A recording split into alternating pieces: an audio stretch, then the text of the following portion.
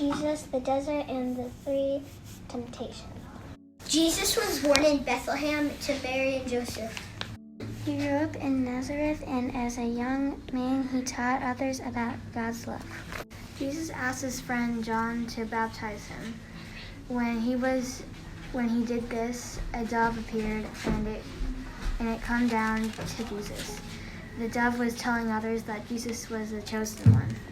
Jesus continued to teach others about God's love, but some didn't believe him. Jesus needed time to think and pray. He went to the desert for 40 days and 40 nights. That is longer than the whole month. Jesus had problems in the desert, getting very hot and very, very hungry. Then Satan drove up. He said, "I can tell you are hungry. If you are the Son of God, then take these stones and turn them into bread." You have done it before. Jesus was very hungry, but he said no. You cannot live by bread alone. You must live by the word of God. Then Satan drove away. Then Jesus ran into Satan again in Jerusalem on top of a temple.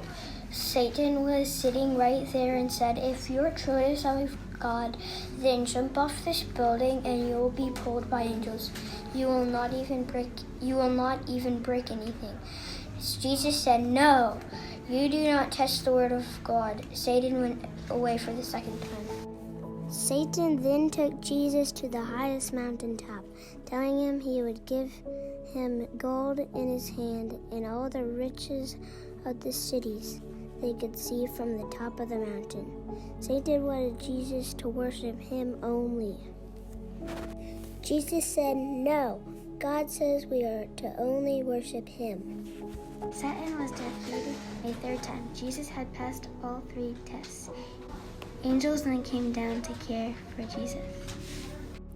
This production is a project of St. Paul's Episcopal Church. Older godly play. Story by Jesus himself.